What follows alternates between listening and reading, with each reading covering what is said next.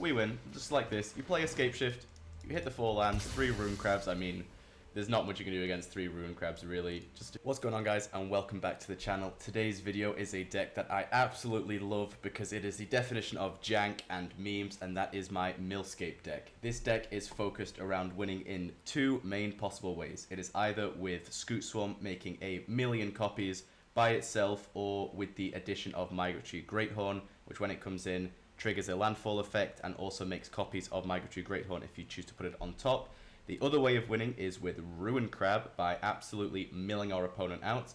You know, this can happen with just normal landfall decks, normal landfall effects, but we also have 3 copies of Scapeshift in this deck. Now, this is one of those cards that I always slept on, never really saw its true potential aside from just thinning out your deck a little bit, but in combination with anything landfall, especially Ruin Crab, it just absolutely decimates your opponent. You play it even if you're only sacrificing 5 or 6 lands, you go and pick up 4 Fabled Passages, 2 of the lands normally, you're going to get a million triggers off Ruin Crab.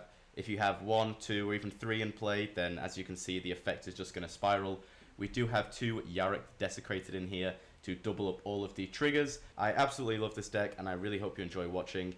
If you are new to the channel, please make sure to consider subscribing down below and leave me a comment as well on any decks you would like me to play, as these videos tend to get a lot more views than I have subscribers, and I'd really appreciate it if you guys could help me out pushing those numbers up. Anyway, let's get straight into the video. Okay, this does look like a pretty juicy hand. 2 Ruin Crab and a Scapeshift in hand. Cannot say no. We are going against tap unless you control 2 lands, unless you control a forest or an island. So they are both going to enter tapped. Let's just go with this one. So we are going against what I can only presume to be a creature only deck. You can do this with instants or sorceries, but nope, creatures only as his type. Cannot say I blame him. Not going to make the mistake of playing a land before playing the Ruin Crab. Yeah, I'm going to drop this down for blue, just so we can get the second Ruin Crab online. He looks to be a solid mutate deck. I mean, it makes sense with Umori the Collector and playing Mysterious Egg. I mean, you don't play this card unless you are a mutate deck. Flash mutates. He could have something. It is sticking. It's not just going immediately 2 blockers. So we are.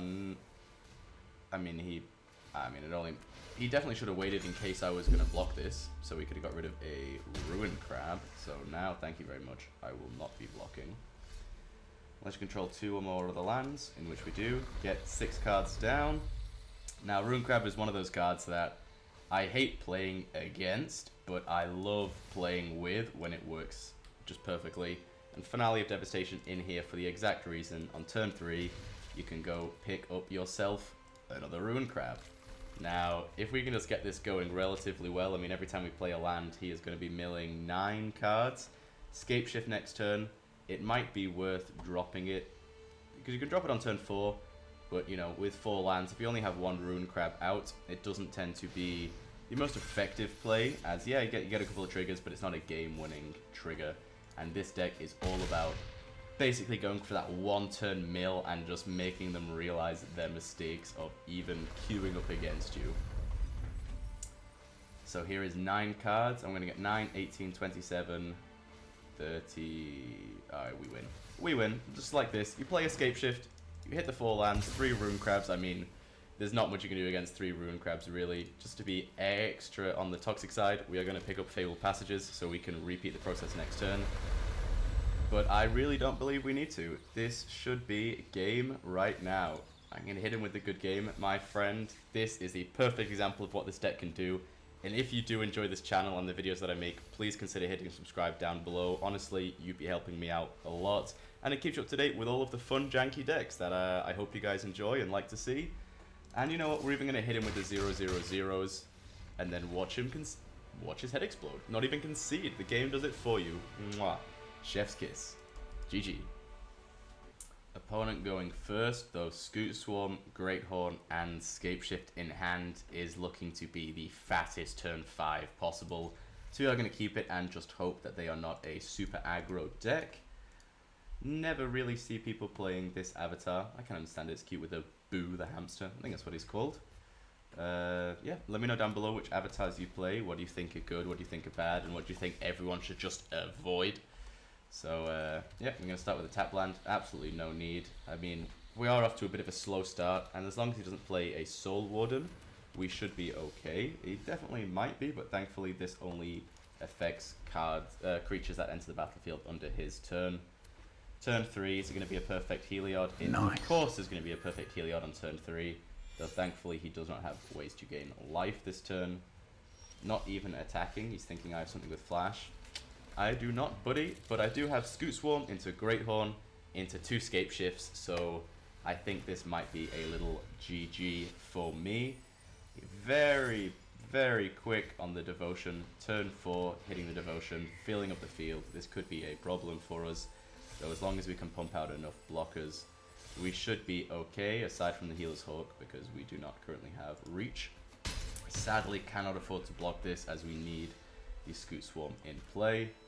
So we are going to go ahead and mutate immediately, even before playing a land. I know it's not going to give us the exact copy, it's only going to give us a 1-1, but beggars can't be choosers at this point, and we need to get as many blockers as we possibly can on our side. So next turn, when we hit our 6th land, we should be in business. He is spending his entire turn just pumping up the Cleric class, which I understand. Unfortunately, cannot block the Healer's Hawk, and he's going to get 2 triggers off this right now. Let's just see how it goes. We are on a beautiful setup to win, though this Healer's Hawk is absolutely denying us that privilege. Alright, I think we're going to go with Yarok, just because amazing animation, and I never really see enough people playing him. You can see the guys reading the card just thinking, what is this? But yeah, this beautiful card, Yarok the Desecrated, doubles up all triggers, though it is looking like we are going to lose next turn. Possibly this turn, if he can get enough life gain counters on the Healer's Hawk. But I mean, mono white decks doing mono white things, this is a gorgeous setup, and if he didn't have anything with flying, we would definitely win. I mean, Scapeshift into Scapeshift, you can see the possibilities with this deck. A million triggers on the Migratory Greathorn, Scute Swarm. It's just unfortunate that we get taken out by a pigeon. From landfall triggers, draw spells, and of course the MVP of this deck, Scapeshift. So we are going to go ahead and... honestly, we're going to go ahead and pick up a island here, just to make sure that we have one in play if we manage to draw the Ruin Crab. Straight into the north. Keep that ramp up. Guarantee that we can at least play 1 creature next turn. Territorial Scythcat, sorry, also works quite well with the Great Hendge, just adding to its overall power. We are going to play this down basically as a removal target, because when it comes to mono red decks, as odd as it might seem, it is better for them to use their direct damage on your creatures rather than smacking face, because at least that means it can keep you alive a little longer. He is just playing Burgi, so he most likely will not attack. Thank you very much.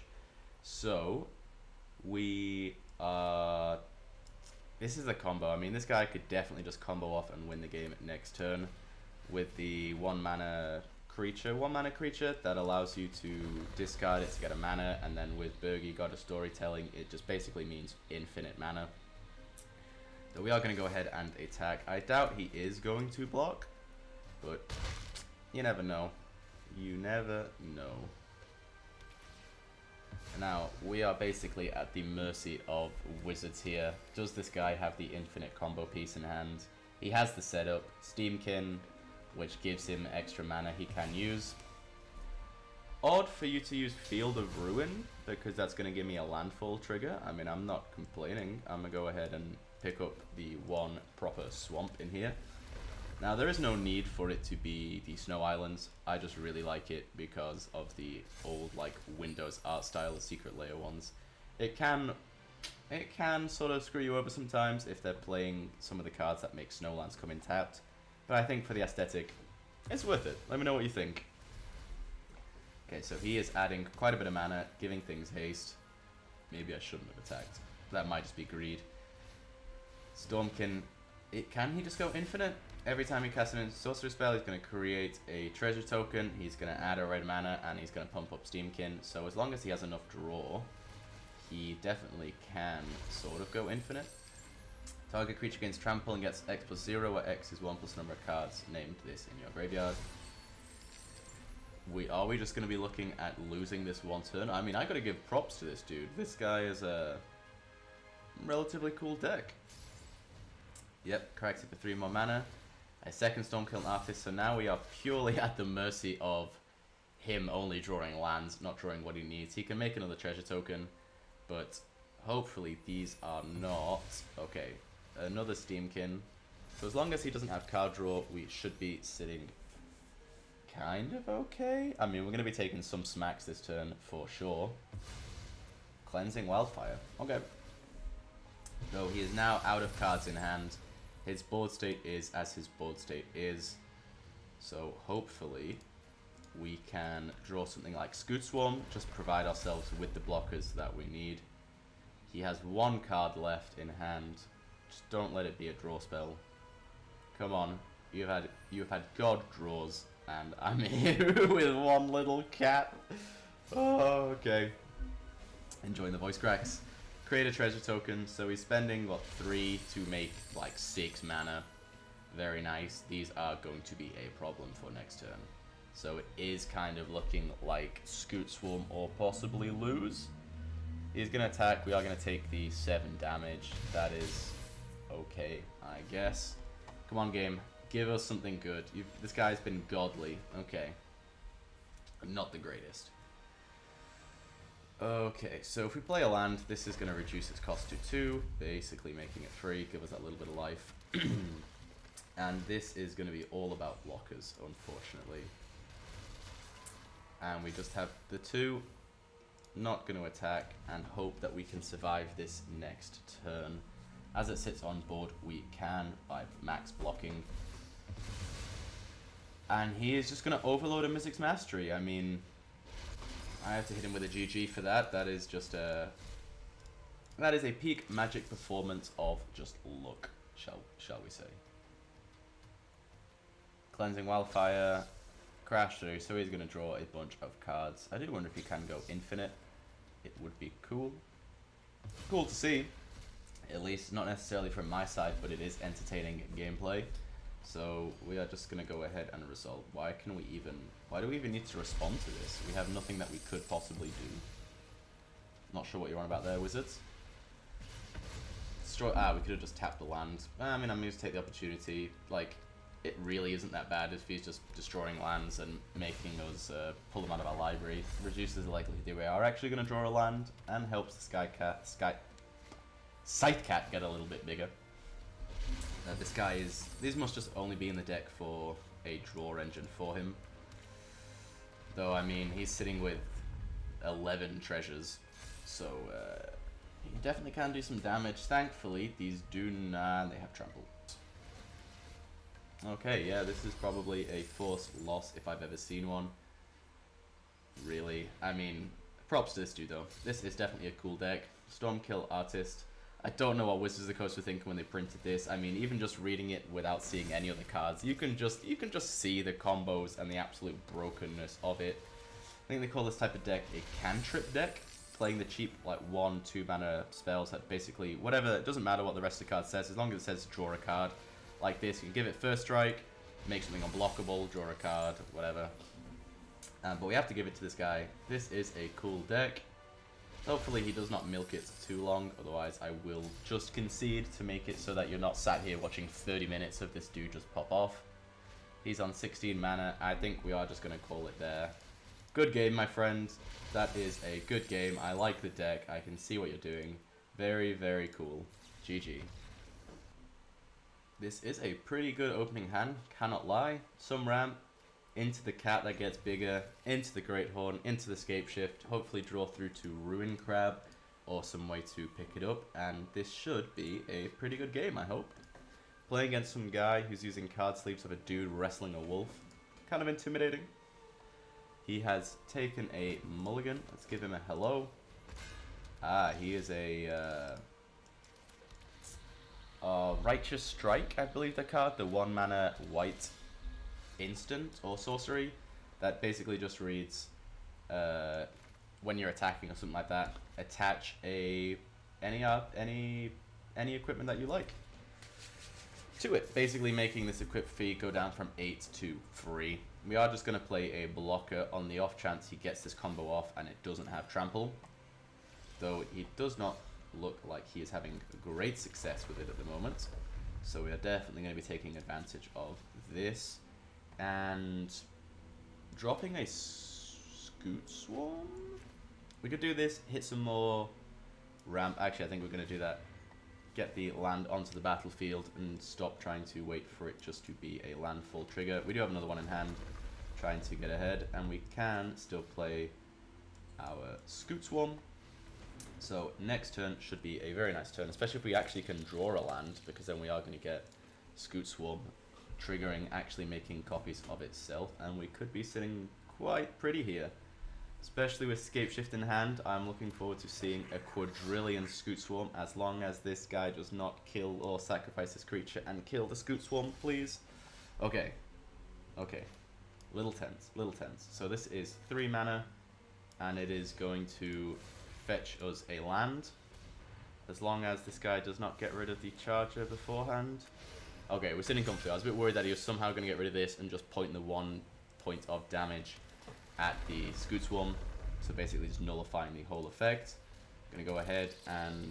Oh, he says nice, he sees what we're doing. We are getting the copies out. We are in business. All engines are online now, absolutely chugging away. Next turn, it is going to be the Scapeshift, and this guy is not going to know what hit him.